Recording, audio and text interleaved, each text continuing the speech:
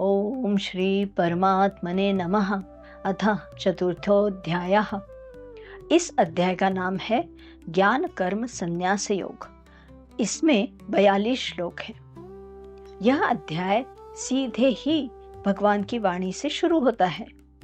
इसमें भगवान योग की परंपरा बताते हैं। यह योग सर्वप्रथम सूर्य ने विवस्वान को बताया।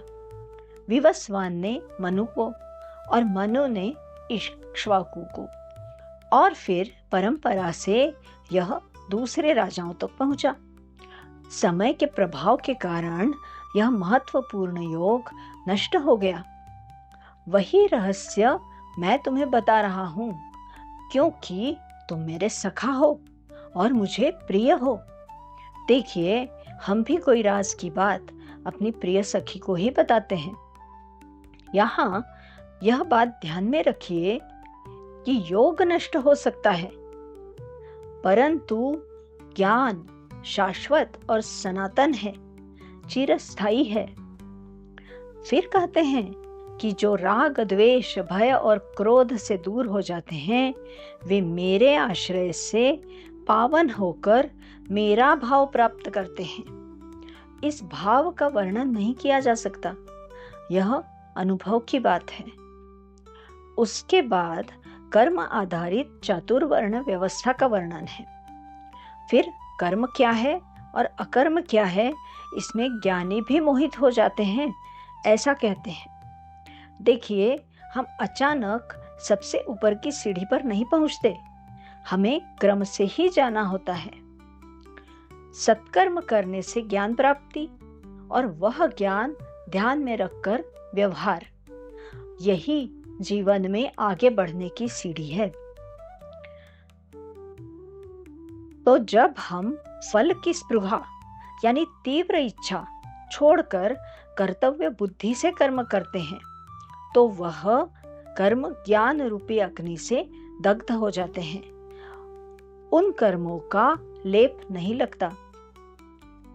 जिसका संग छूटा हुआ है, जो अहंकार से मुक्त है, जिसका चित्त ज्ञान की अवस्था में है, जो यज्ञ यानी देने के लिए ही कर्म करता है, या कहिए कि उसके कर्म होते हैं आप में आप, वह कर्ता भाव से पूर्णतः मुक्त है।